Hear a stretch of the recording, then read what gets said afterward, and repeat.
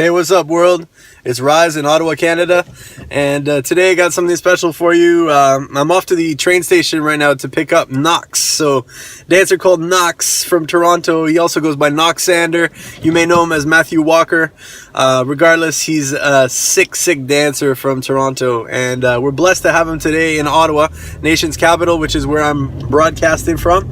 And essentially, we came across Knox 5 or 6 years ago. My wife Sarah and I were dancing in Toronto, and we met this tall, smiling ball of energy called Knoxander, and immediately started dancing with him and just had a great time, and we've kept in touch ever since. We've seen each other lots at different events, and we brought him down here to teach our class as well.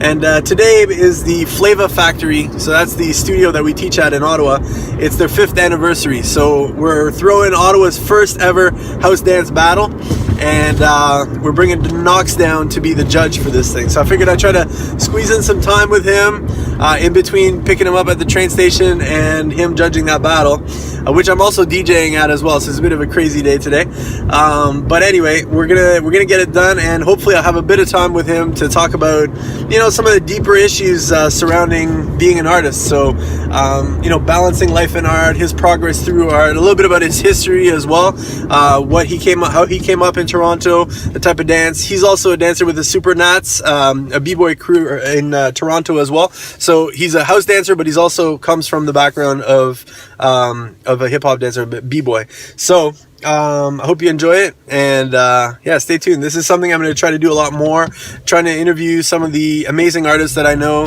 and just sort of get some of their knowledge and their amazing inspirational energy into the world, because I feel like a lot of the amazing artists that I know, they're just not known to the world, and their craft is not out there for the world to really understand. And so I'm going to try to get a little bit deeper with these people and share with you, and for myself also, to just learn from them some of their techniques and the way that they've crafted their art. And I mean, these are people that I admire tremendously, and I've been blessed to collaborate with from my music, hoping to really get deeper into some of their processes and their life. So I hope you enjoy it, and stay tuned. Matt, welcome to Gone Monk. Good to be back. Nice to have you. And so you're here today because we have our battle going on. So it's the first battle put out by the Flavor Factory, and it's the first house dance battle in Ottawa. And you're going to be the judge at the battle this afternoon. Amazing. So it's going to be pretty exciting. Looking forward to it. Me too. Looking forward to DJing, actually. Yeah, so I got a lot of sick beats. Some tunes, man. It's going to be very fun. All right. And so we had you here a few, it was I guess a year ago now. And we got into some really interesting conversations about dance, about your background as a dancer, sort of how you came up dancing. Let's just go over some of that. So in terms of, how you got started dancing, what your early influences were, and that kind of thing. Okay, well, I mean, my roots in dance go as far back as my family. My mom is a big music head, and with that comes dancing, and same for my father. The music they listened to pretty much paved the way to the kind of music I like now. R&B, hip-hop. There's a lot of reggae in my family background, so being Jamaican, that's primarily what you can hear. But when they moved to England and to Canada, switched over to a lot of hip hop and house, 90s style hip hop and house, which I thought was amazing. Stuck with me all through school. Got into New Jack Swing first. Big influence from the whole house party scene, and movie and dance culture. Pressed on to actual New Jack Swing, and then b-boying, and then got into house shortly after that, and house has primarily been my focus since, and I like to kind of mesh the styles. I like to just use everything I have. I really just like to dance in general, so whatever tools you have, you use them. Yeah, and that's really, to me, what house is anyways, this mashup dance that's grown out of all these different influences. We were talking about capoeira earlier. That's right. And how, the whole loft influence in New York, and I love that. That to me is really the ingredient in the house dance that really sets it aside from the other street styles, but urban dance styles, is the softness that comes with the capoeira, and that whole lofting approach. you know, like the best way I can describe it is like, you know, where b-boying is much more of a battle, the house dance, it's almost like you're making love to the floor and to the environment. It's just like this beautiful love and vibe, you know? It's definitely more of a sharing than it is a competitive. For sure, and it's funny because we're doing a competition this afternoon. Yeah. So are you going to talk to the crowd a little bit about what you're looking for in terms of the competitive aspect of it, and I like break it down? I always do, and you know what? A lot of judges have their own style and how they judge, and me, I'm very open. I like to see people's differences and abilities and uniqueness come to light. I don't. I mean, like we have our foundations, and yes, we all have our, like, you know, similar movements that we grew on. But I like to see what your soul has to bring to the table. I don't want you to feel restricted. I want you to experiment. I want you to, you know, if you're not even a house dancer but you like the music, I want you to do your style to the house music, and I want you to adjust that style to fit it. You know what I mean? So I'm very open-ended. It shouldn't be done in any one way. You know, you can respect the style and the culture on one side of it, and then love it on the other side enough to want to help it grow by adding stuff to it, which can only come from doing different things and people bringing and giving what they have to the table. So right, it's something that we come across a lot in the dance, and I mean, especially the dancers starting out. You know, I mean, obviously you got to teach them something in a class, so you teach these steps, and you know, certain people teach choreography, but it's such a long path, and this is part of the reason why I want to have this conversation with you, is that for most people starting out in dance, or really in any art form, I mean, look at these very high-level artists, and I forget the quote, but basically a book that I read where they say that you're, as a starting out artist, you have very good taste. You might be very discerning and be able to say, oh, that's great, like I really appreciate what that artist has done, but it's what you're lacking is the capacity to get to the point where you can do that, right? So it's a very frustrating period for people starting out, and especially, you know, people coming into a dance class, they may see this dancer, say yourself, and they want to be able to do what you do, but it's such a long path to get to the point where you are, right? So for you, you're so deep into it. I forget where I'm going with it now, but basically, when we're teaching these steps, it's to try to teach them that these are just little building blocks in the big picture, right? Very much so, just the building blocks. I mean, these aren't necessarily the steps you're going to be doing 3, 4, 5, 6 years down the line. You may have altered them, and you may have made them your own and changed them in such a way for you to adapt to. So they're just building blocks, man. I mean, like, all my foundations I have in the back of my mind, but I rarely, you know, unless I'm just training or sharing, I rarely do them. I like to kind of do what I do now. I like to do some of the stuff I've created, which stemmed from those building blocks. So that just takes time. I mean, there's really no rushing it. Some people learn faster than others. Some people, you know, there are people that learn lots of little things very, very quickly, and then there are people that learn like one thing very specifically and very fine-tuned. So everyone has their own little different learning mechanisms and strategies, and you know, there really is no reason to rush that, or to feel like you need to be 5 years up when you're only 1 year in. So that's a tricky thing to get people to embrace, and I mean, I've certainly come across that myself, and especially starting out with music. I mean, and this is we're talking like even 30 years ago, 25 years ago, when I was really starting with a lot of the instruments, and I would listen to stuff, and just, you know, you want to do it, and you can't. You have to be patient with it. And even right now, I'm learning pandero, and like we were talking about, the pandero's the one of those drums up there. So, but very technical, and really you need a lot of motor skills. Finally, a tune, you know, especially with this type of movement, which is a really weird movement that you don't normally do. And so, and you listen to a really good pandero player, and you watch her, and they're just like, you know, and you're like, wow, you know, that's years of practicing, those 10,000 hours, you know, probably times 10, you know, of practicing it. So, yeah. So we talked a little bit about how you started out. So you, and the different styles that you bring into it, and now capoeira as well. So how do you find that's been influencing your Capoeira has always influenced my dance. I didn't fully embrace the martial art or the culture until I started taking it again recently. So I'm about 5 to 6 months in now, and I've done it before, on and off here and there, and I definitely used the moves a lot, and they crossed over into my whole b-boy realm.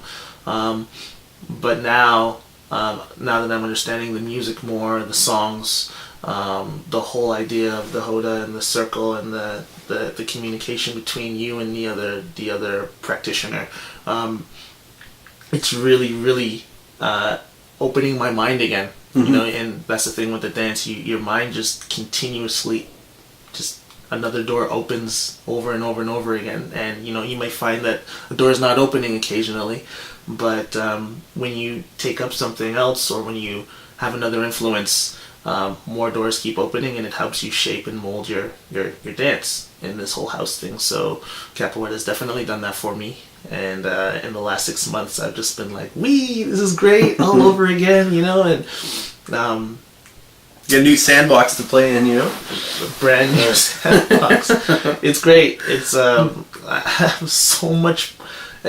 It's been about 15, 16 years now, and I feel like there's just so much more I can do now. Yeah, it's amazing. It's endless, right? It's endless, and for body permitting, I'm just gonna ride it till the wheels fall off, pretty much. But it's a great new resource for me, definitely. So body permitting, speaking about that, that's a whole other realm. We touched on that last time we spoke, in terms of injuries, and this is something that comes up often with dancers. Almost every dancer I know has had multiple injuries in different parts of their bodies. Right. And so I think a big part of being a dancer is just being able to find some type of a practice, be it yoga or some type of stretching, Pilates, whatever it is, that's going to help you to regenerate and to take care of your joints, right? Definitely. And if you look at a lot of traditional dances, they do have extensive warm-ups in them, and they have extensive routines that they do. And that's one thing that I find is really lacking in a lot of the if you look at contemporary, what they call hip-hop, and a lot of dance studios don't really encourage that much. What are your thoughts on that, and what do you do personally? From the classes I have taken, there is usually sometimes a small portion for stretching and warm-up, which is, I encourage it. I think it's very, very necessary. Not everyone does it. Some kind of just focus more on the warm-up, which I think is very, very important as well. The stretching may come later, after, on your own accord. When you're done class, you should definitely take a minute to kind of stretch your stuff out, because it'll definitely affect you later on. Me personally, when I teach classes, I always do a warm-up and a stretch. So my warm-up is pretty intense. By the time it's done, you're already sweating and loosey-goosey, so it's time to stretch out. And the stretches usually pertain to movements or transitions that you're going to be using in the class. So like a lot of jazz split-oriented stretches, or sorry, I don't know the name of some of these stretches, but it's just typical yoga stretches that we use on the floor that you wouldn't even realize they're actually transition moves, and they're related to the actual functional movement that you're performing, right? That you're performing. So I use a lot of those, and I don't spend too much time on it because class time is limited. An hour for a class is usually the average. It's very short, and that goes by very fast. So you don't want to spend too much time doing that, which I get. Hour and a half, 2 hours, you can spend some more time on it. But the whole stretching and taking care of yourself, a must. Definitely need it. For sure. I'm definitely for it, and I include it in my classes. I actually, a lot of the stretches that I really like, I've actually taken from workshops and influences whose classes I've gone to. So I apply them into my own little stretch kind of routine, if you will, or choreo, just to kind of get a good pace going, so it doesn't feel like I'm choosing what stretches to do. So you work it in, make it functional. No, that's dope. And that's another amazing part of dance. It's funny because it's such a minimalist art form in the sense that you don't really need anything to do it. You just got your sneakers, your gear, whatever you're wearing.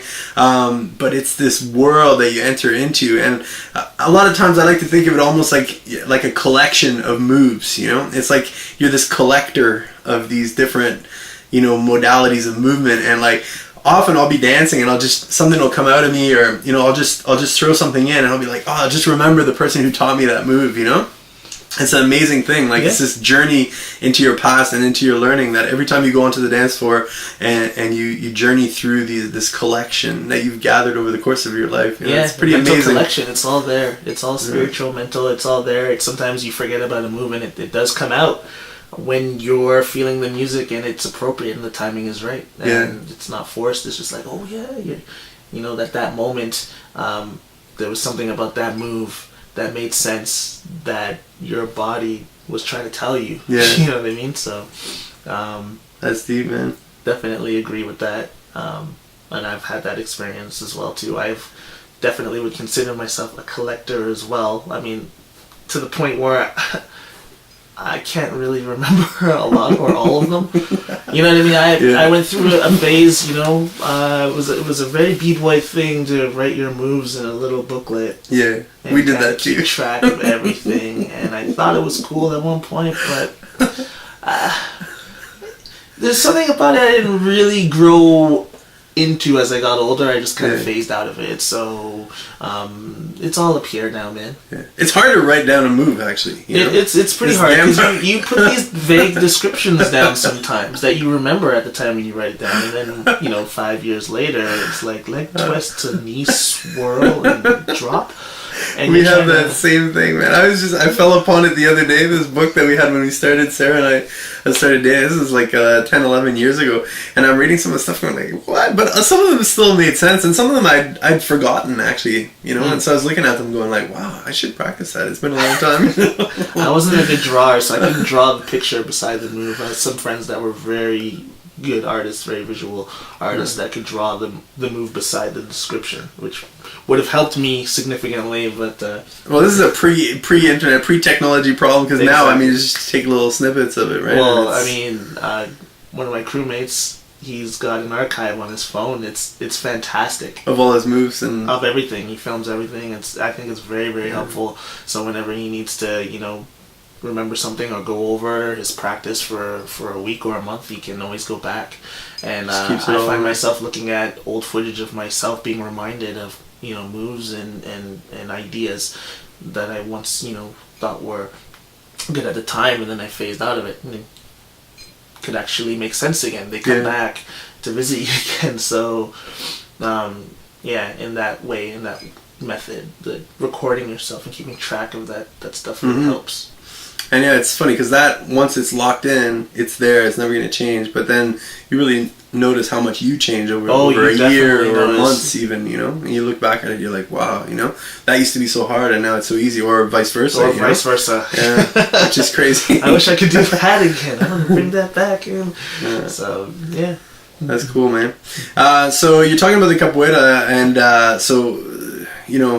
like I said, how much I think that's such a huge part of house. Like, you see the roots of house in it. Like, when you're learning it, do you see like where some of the, even in terms of how the dialogue happens, do you see some of the influences that it's had on house? Definitely. The way my master talks to me, and we share our experiences. Me coming from the dance side and him coming from the capoeira side, two of the same stories coming from different places. It's like I understood what he was saying because they were so similar. He told me a story about capoeira in Brazil back in the day being used by a lot of gangs, a lot of street kids and thugs. B-boying back in the day, gangs, a lot of street gangs and street kids would use this as an alternative instead of fighting. You know what I mean? And so you have these two street cultures that have an amazing art that is used to share or to compete, that can really change a person's focus and future. So we talk about it all the time, actually, after class, and I show him a move and he shows me a move type deal, and he can even relate a move that he knows to something that I'm showing him. So he's like, oh yeah, we have something like this too in capoeira. It's called, he's got all the names, Au, do chameleon. It looks like what you're doing now, and I'm just like, oh, okay, we got something like this too. So we got swipes and we got cross-leg swipes. So yeah, a very crossover culture, a very mutual thing between. Yeah, I noticed it a lot in New York. Actually, a lot of the dancers.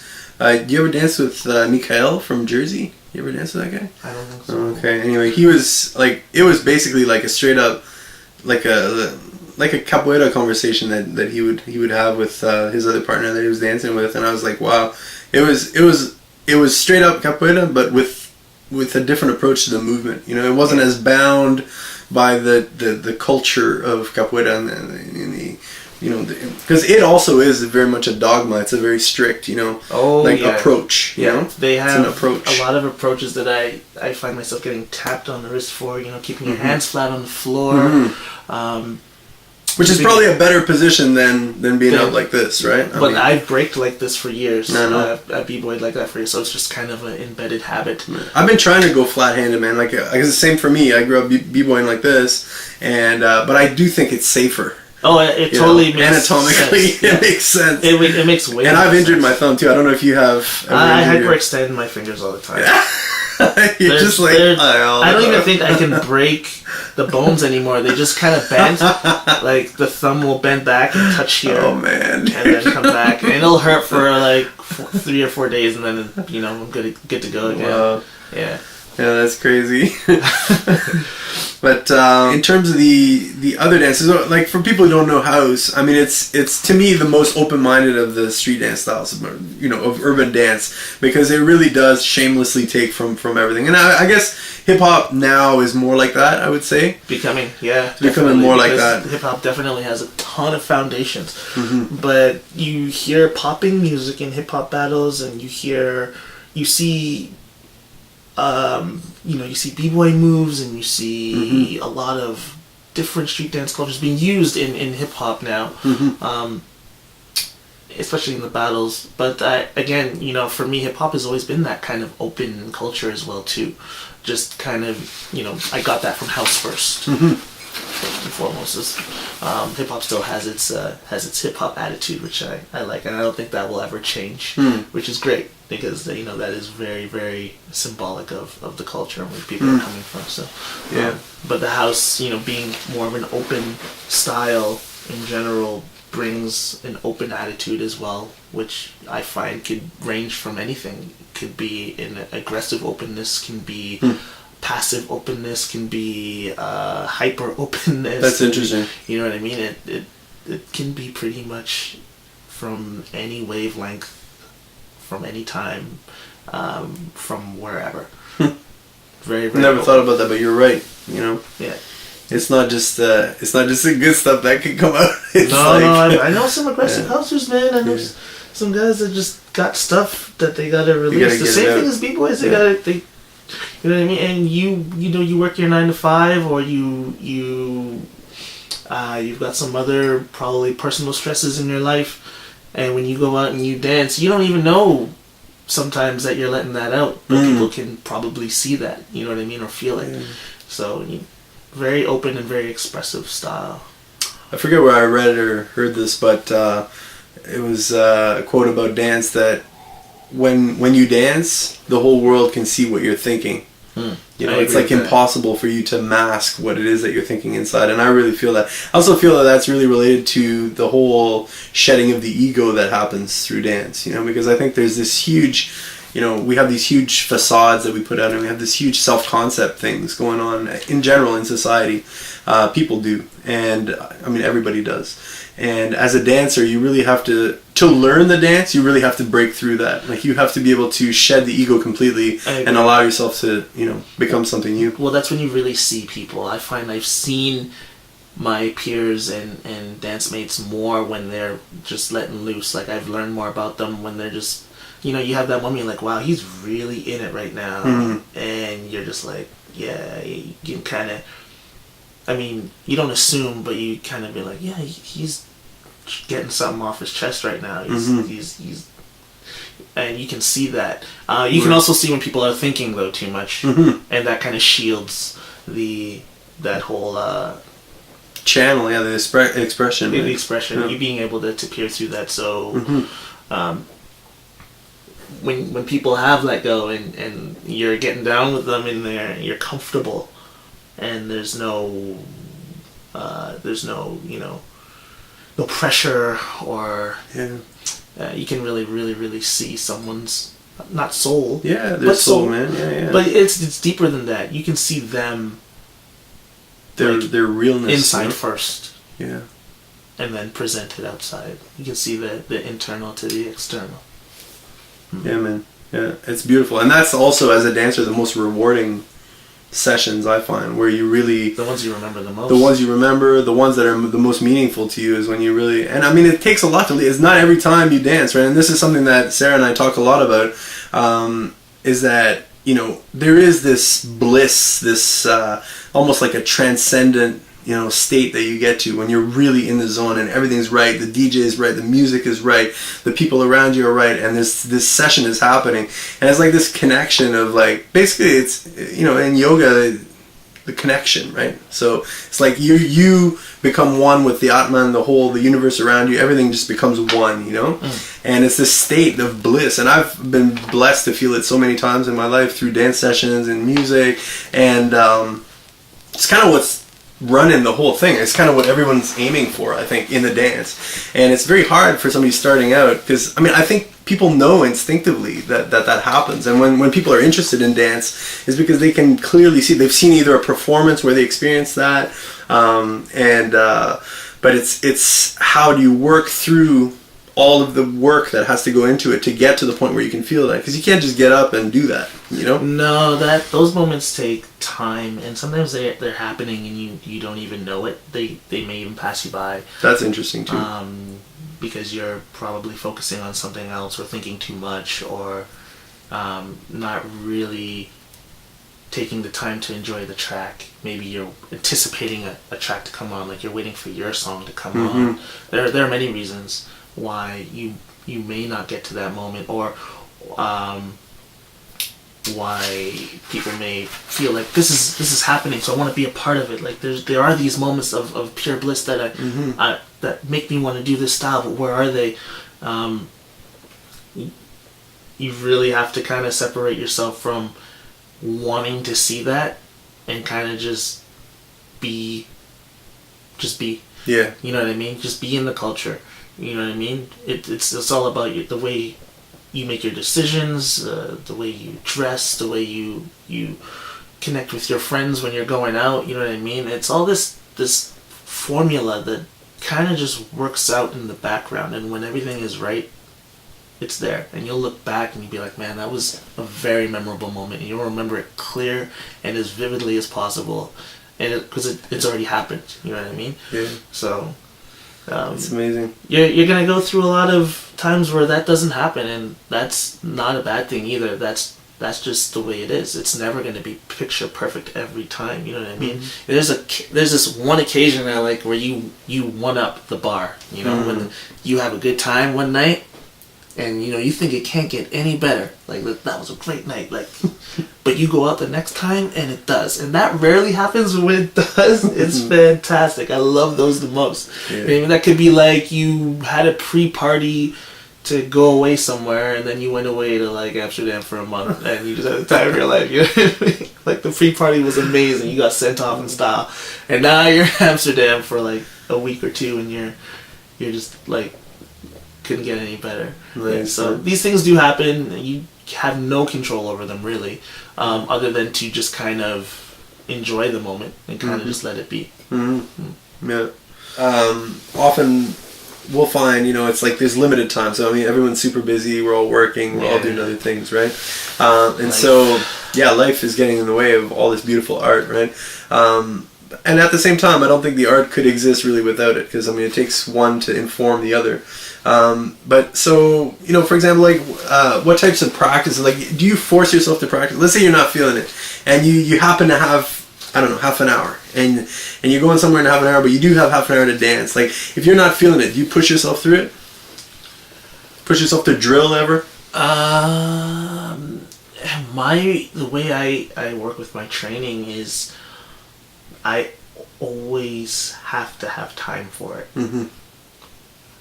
No dance leads to cranky knocks.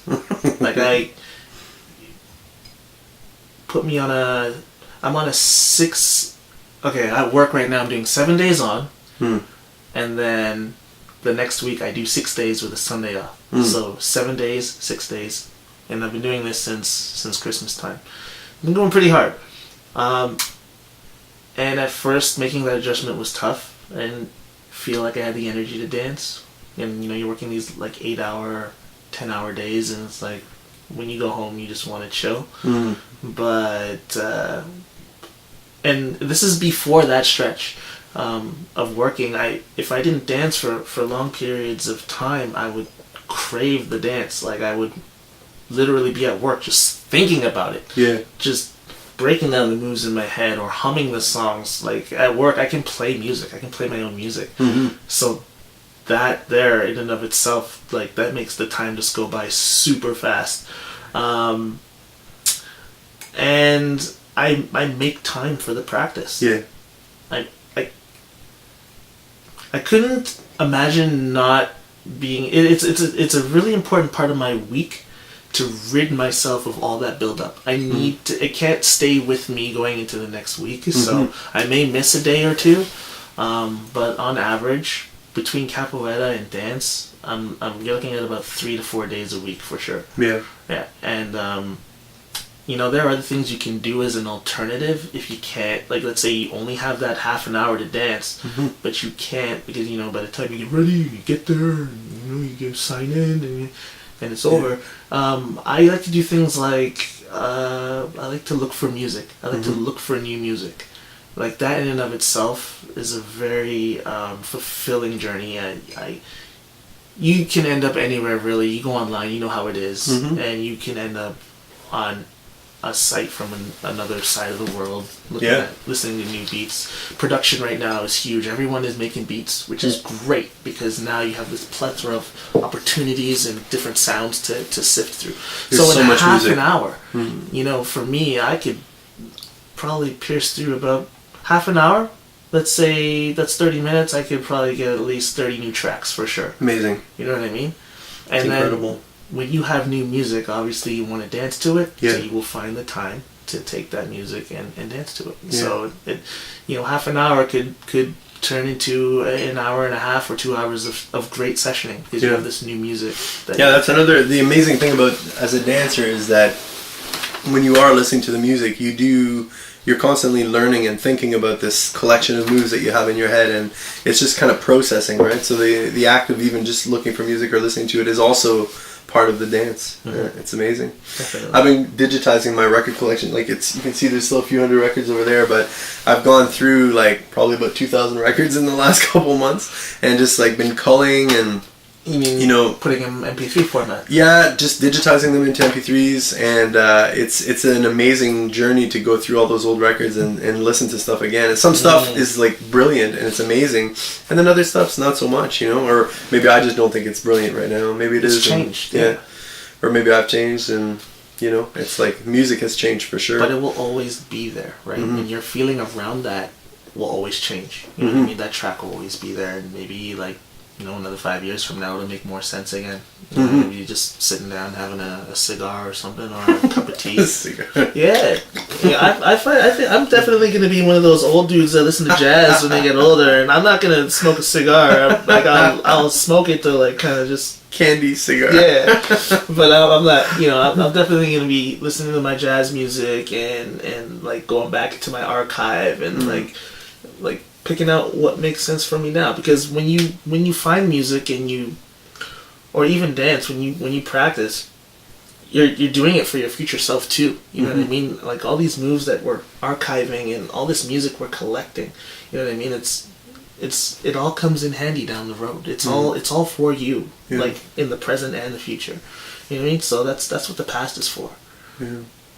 I had a tabla teacher. I studied the Indian drum, and I think he was 75 when I trained with him, and he kept it, like I was younger, must have been about 25 or so when I was studying with him, and he said, Eric, you're going to enjoy it so much when you're older, you know, when you're my age. And this guy got up in the morning, did his yoga, you know, spent time with his family, and then he would play for hours, you know, 2-3 hours in the afternoon, just sitting there just playing. And he was like, you're going to enjoy this so much when you're older, you know. It always stuck with me because it was like, I can't think of a better hobby, you know. I mean really music, percussion specifically, I think is very related to dance, and it's basically you're dancing with your fingers on an instrument, you know.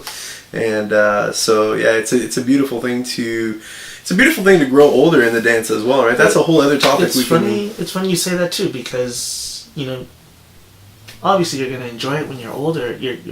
You want to be able to enjoy it when you're older, but you also want to enjoy it in the now. Yeah. But you know, going back to what you're saying about wanting to get to that point faster and like kind of how can you say, fast track the process, you really can't, you know what I mean? So I mean, you can still enjoy it now, and you're definitely going to enjoy it down the road, but that's no reason to feel like you're not getting anywhere, or feel discouraged from doing whatever it is that you're doing. But it is discouraging for people, I think. You know, and I mean, it's not just us. I mean, some of our teachers, like we were talking to Tone McGregor in New York about this, about how to keep people interested in coming out to his session. He's, you know, on Monday nights he teaches his class, and this is one of the most brilliant dancers in the world. And I mean, anytime we go to New York, we always go take his class. But I mean, even he's having trouble getting people to commit to coming to dance with him, you know. And I mean, we run our session on Saturdays here, and it's tough to get people to come out. You know, there's always something else that's taking people away from it.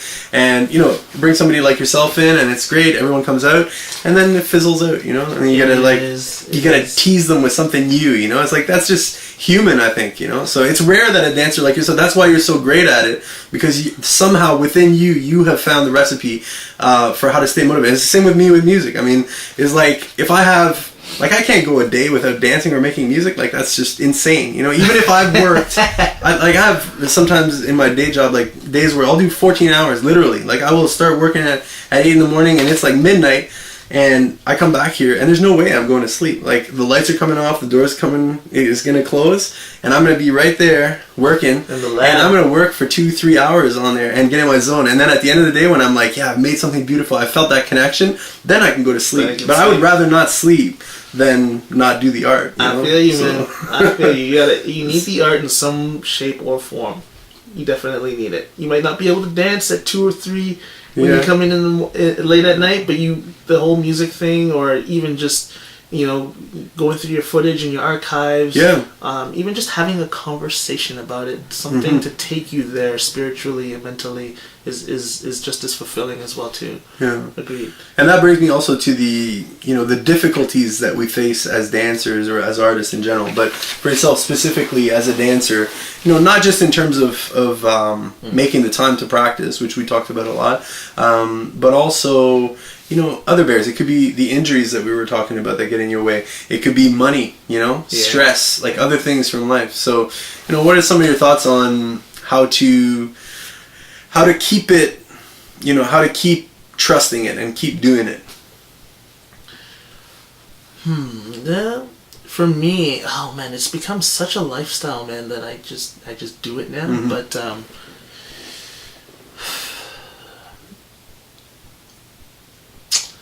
you really gotta love it, man. I can't explain it any other way than that. You have to love it. You have to. It has to be like a huge part of you, that you make the time, you make the money, or you sacrifice whatever it is you got to do what you love. And that's with anything in life. You mold this way of being so that you can do what you love to do. Yeah. You know, I'm not a rich dude. I'm probably not the healthiest. I'd like to, you know, you want to be like Zen mode healthy, like, you know, full out energy and everything. I'm probably not.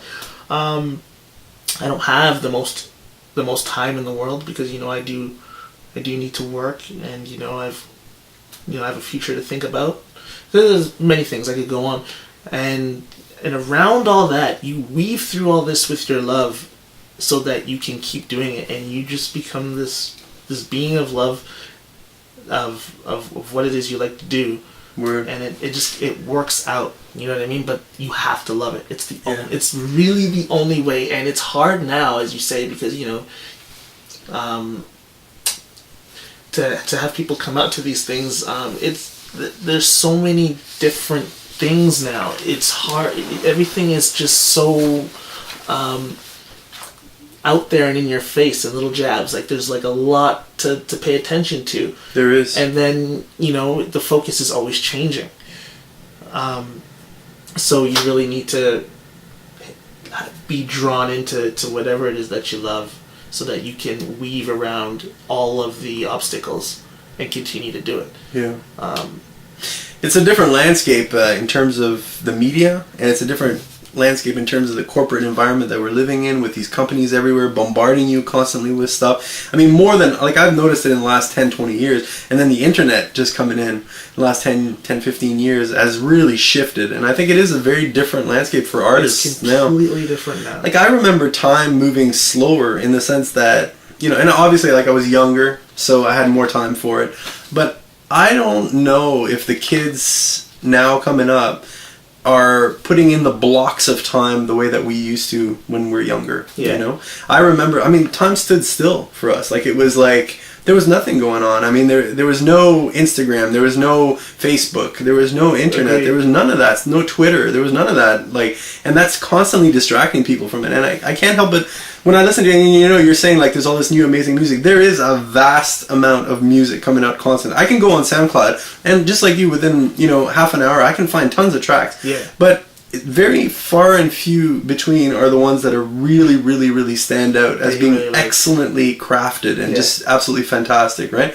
And same with all the records too. I mean, it was the same back then too, but there were a lot of obstacles. Like, to get a record pressed, I mean, you had to jump through hoops, man. Like, it was not like, oh, I just put it up, make it tonight and put it up on my SoundCloud, Like, it was a different world, man. Like, it cost money to do that. You had to press it. If you want to do it properly, you had to get it mastered properly. You had to put a test pressing, check it in the club, and then go back and fix whatever, and then press it. And it was expensive, man. Yeah. Like, It was crazy. So it was, I feel like, because of the technology being the way that it was, it pushed people to really focus in and really make stuff special, Yeah. And only the top stuff ever used to really come out, right? But it is a different landscape. Now. Yeah, it is. But then also creativity is more now, I think. Yeah, it's just, quality versus quantity, pretty much, or vice versa, quantity versus quality. So, I mean, we have a lot to sift through these days. We have a lot of quantity through many different means of media and technology, and now we have to maybe dig a little bit more, and there might be a little more, fluff, if you will. But yeah, definitely back then there was a different world. I used to go to the record store, and I mean, I used to spend money like $200-300 a week on records. And it was money that even now I would be like, but I mean, at the same time, that's what was fueling the whole thing too, is all of us spending money on it and keeping it up. So I mean, in a way, I'm also the reason that the industry or whatever is not the way that it was, because I'm not spending the money either. I'd rather just go and listen to stuff on SoundCloud too, right? So it's a whole shift. In terms of growing older, like, how do you feel that your dance has shifted as you've gotten older? How has your approach to dance, how you do it, how you train for it, how's that shifted? Well, my body's changed, my weight's changed, my energy levels have changed, and my dance always changes too with that. So you just to kind of adapt to the time that you have to put into it. And I've always tried to make sure I can do the moves and the style. And when I say this, because sometimes I tend to change my style. Like, let's say within house, sometimes I like to just focus on the footwork and just be very footwork pattern oriented, or just be on the offbeat, or just, you know what I mean? And it depends on my feeling. And sometimes I like to do a lot of floor work and play on the floor. So for me, I tend to like to keep or hold on to like my favorite methods of thinking within that dance.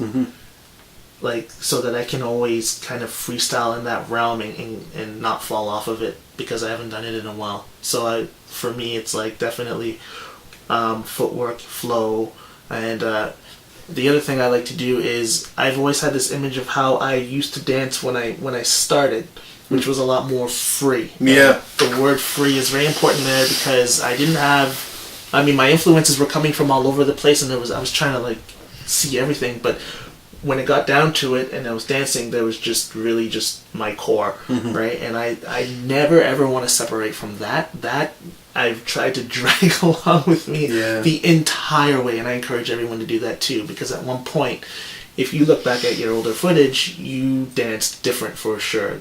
You know what I mean? Before you found out what House Foundation was, when you were just going out to the club to dance, you were this energy, this being of energy that was just raw, exactly. And so I remember those feelings. I remember how I felt when I used to dance back then. That's amazing. When I used to go to the clubs and, you know, I was just doing my own thing. Nobody even cared I was there. I was just there, and I was just doing my thing. And I remember that, and I try to bring that with me too. And I want that to be with me until the end. That's beautiful, man. Yeah.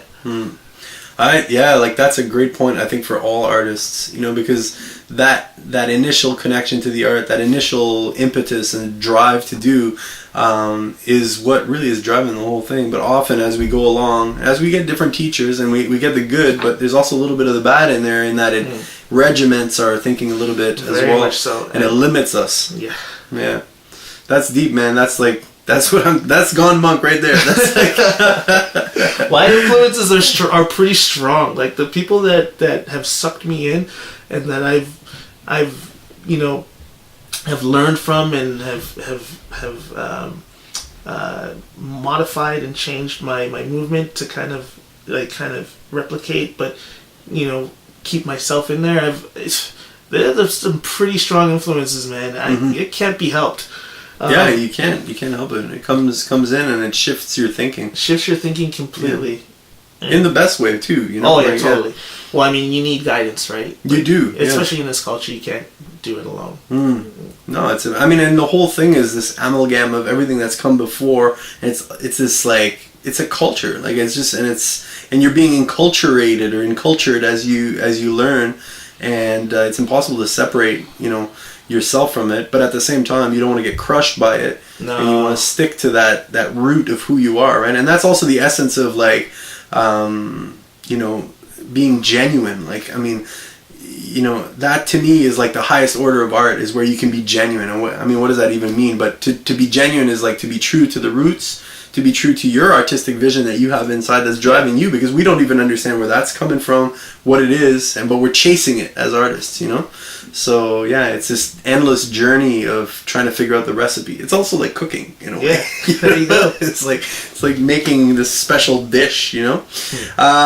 So one thing that I love about dance, and I mean, this is an expression of this, what I want to talk about here, is the relationship that we have, not only with our teachers, but with our peers in the dance scene, right? Yeah. And I mean, I have so many beautiful, deep relationships with different dancers that I know. And a lot of these conversations actually, or the concept for this type of conversation started in the club, and I joke around that it started sitting on a subwoofer, you know, in a nightclub, and sometimes we would have these conversations to talk about this aspect, and I'm like craving this, because as an artist, this is, you know, the real deal for you. But it's so hard to find stuff about this, you know. I don't know if you find that it's difficult to find. I mean, there are some books about it, you know. Yeah, I mean, the information is there, but the purity of those conversations and the knowledge you get from them are pretty priceless and hard to replicate. I've had the subwoofer conversation many times, or the back corner, or just the standing in the cipher and then talking, and then, you know, when the cipher's done and we're still talking. Or the conversations with the DJs, or even the lady at the door that knows about the club, that's been, you know, at this club for however long. Priceless information and knowledge out of those. So some of the people that I've met or that I dance with as well from this culture, I relate them to a certain feeling or time, or the way I like to go out. For example, my best friend DJ, like, you know, we're like the journeymen. We like to just pick a random place. We might know the DJ, we might not, and we like to just go. We don't necessarily want to know the rest of the crowd, but we like to go on that journey where it's like we don't know what's going to happen that night. Or you have your cypher crew, you people that, we're going to go out, we're going to tear up the club, we're going to just cypher it up all night, you know what I mean? Or you have your people that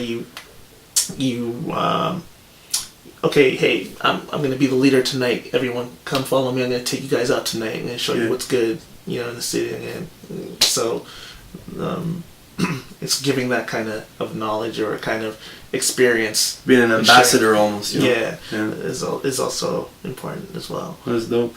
So how would you describe your relationships with some of the dancers that you dance with? Like, what would you say? What do they mean to you? And, what kind of relationship do you have with them? I have some pretty good relationships, I would say. So it goes back to what I was just saying before. So let's say I have my musically inclined relationships where, let's say, me and Mikiko have that moment where we hear a song for the first time and immediately we look at each other and we're like, this is it. We have the same ear. It's almost like even if I wasn't in the room, I know she'd be looking around to see if I heard it. That's awesome. Or my best friend with BJ, if when we're getting down, we can really get down sometimes. It's just like we don't even know what's going on around us, and before you know it, we're like this in this huge cipher, and we don't know how that happened. We were just kind of taking it casual, So my relationships with people vary based on a lot, really, based on our differences and our similarities and the timing of those two things kind of coinciding at the same time. Yeah. There are many different types of. I have different relationships with many different people, like my students. Yeah. And you learn from your students. You learn from your students as well too. They give me so many ideas. Anyone that I've been able to practice with and that I've been trying to pass knowledge on to, when I see them do something that I've taught them and maybe they didn't do it right, but it's like they did it right for them. That was good though. Yeah. You know what I mean? You want them to hold on to those things. And often it's not even related to movement. It could be even just, how there's the movement and then there's almost like the intention behind the movement, And sometimes they'll do something and it's a different intention and you're like, wow, I never thought about that. Or I never realized it could be that way. That's the beauty of them. It's so much variety in how people's expression comes through their bodies, right? And I'd like to say this as well too. That's another thing with the whole journey as well, is the relationships that you create, that you Absolutely. make. You know what I mean? And that's part of the process as well too. It's not even just the dance itself, although that is important.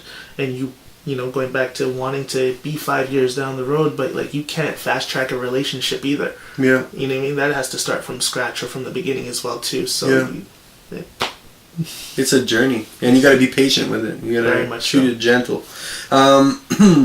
Question about the way that dance is portrayed in the media, so in the mass media.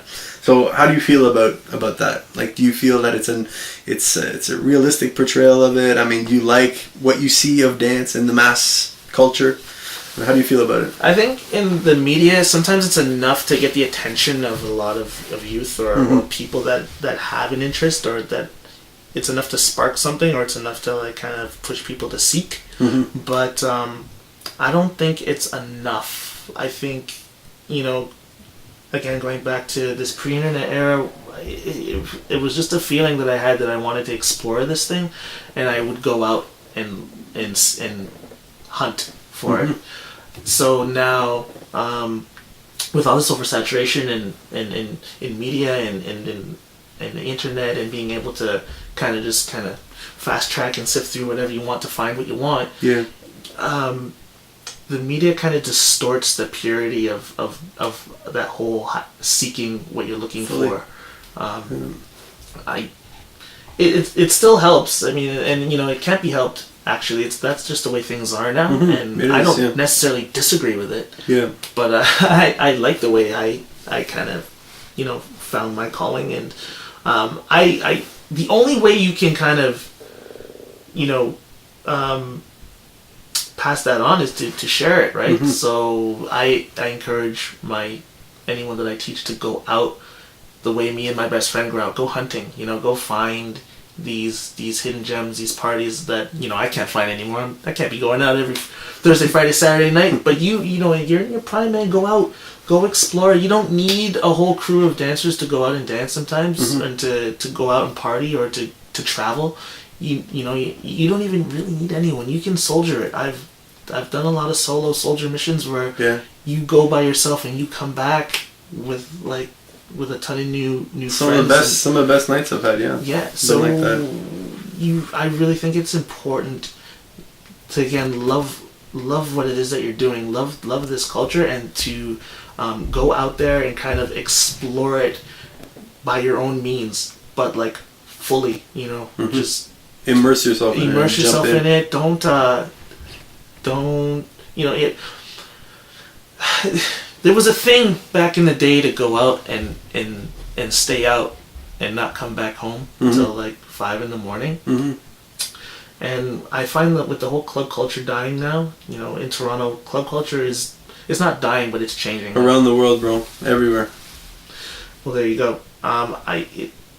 You find that people go out and people are leaving by like 12 o'clock, ish. If you really, really like this dance, then you really should try to maximize the amount of time you have to do it when you go out. And it's unfortunate we can't always do that, but I mean it's how I've gotten to where I am today. So I mean, if you want to do that, you got to do it. Yeah, well, you make the time for it. I find there's this interesting thing happening. I had a couple interesting conversations with people about this. Because of this democratization of the media and the fact that Instagram, Twitter, whatever, everybody can put out their stuff so easily. It's just everyone's creating so much content that there's just an abundance of stuff out there. And for something to really jump out, it's got to be like gimmicky and amazing, and like it's got to hit everything. It's got to like trigger these things in your mind and then you'll end up seeing it. But if it's just an amazing dance video, it may be the most amazing thing for you, but you're not necessarily going to see it, right? Yeah. And the funny thing is, I find with this technology is that if the power goes out and all these devices stop working, I mean, you put 1,000 people in a room, I'm going to be drumming, you're going to be dancing. You know what I mean? Yeah, and that's going to be the show. That's going to be the show. There's going to be 1,000 people there, we're going to put on the show. Whereas now, it's like we have to really struggle to get ourselves in the public eye, So I don't know how you feel about that. Like how do you feel about that? Technology shifting the cultural landscape in the way that it affects your, I don't want to say your standing, but your capacity to communicate on a wide scale. Because I do think that over time in history, there have always been the artists that have been the ones that just spontaneously do this. Like, I mean, we're not the first generation to do this. Every generation before us had certain people who developed their gifts that they were given and turned into the performers, right? And so people always tell me, oh, you sound like a bitter old artist, whatever, you're like crusty old artist, but I'm like, no, I think it's a fundamental change in how the society is organized, and it's all through this electronic medium. That's just the way it is, though, right? Yeah, I mean, it is. We're coming from a different time. We are. So we probably have a hard time relating to the way it is now, and I've had this conversation before. It's just, it's, again, it just goes back to getting to that core, man, and getting through to people to understand that. If we could put an explanation of that out as much as all the other stuff out there, you know what I mean? Maybe people would get it, but you can't, because that core lives in the being of the moment, so... Yeah. No, it just is what it is, for sure, like you said. But it is incredible as an artist having experienced that, and I mean, like, even, I mean, something as simple as like cottaging with friends and just campfires, it's like, obviously the guitar's going to land here and I'm going to perform, and, but I feel like in this, like, I have to do this, in order to reach people. And so it's a shift, I guess. It's just a different... That's just what it takes. Different landscape. And I'm happy that you're doing it, because the few people that are doing it, honestly, like, they don't get enough credit, man, because it's a very pure and very, very underregarded thing to be able to share like this. You know what I mean? And so,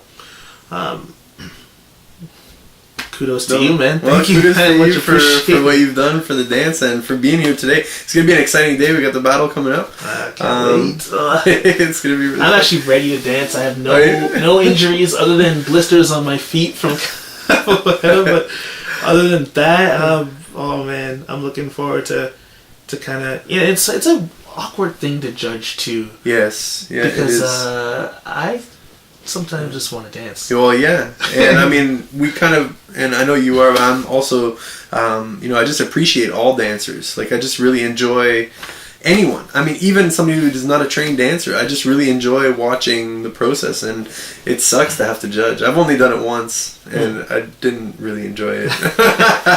But the long scale, like the large scale battles that take up 3, 4, 5 hours. Those are pretty intense to kind of sit through. I mean, it's a long day, pretty much. It is. Yeah. And, I mean, you started the day early this morning, so I did, yeah. I mean, we're halfway through the day, but it's gonna be a long day for you. I'm good. What time does your train leave, actually? My bus. Oh, your goes bus? back You to take a Toronto. bus? I took the bus back because Okay. the bus runs, late night hours through the morning. So, Okay.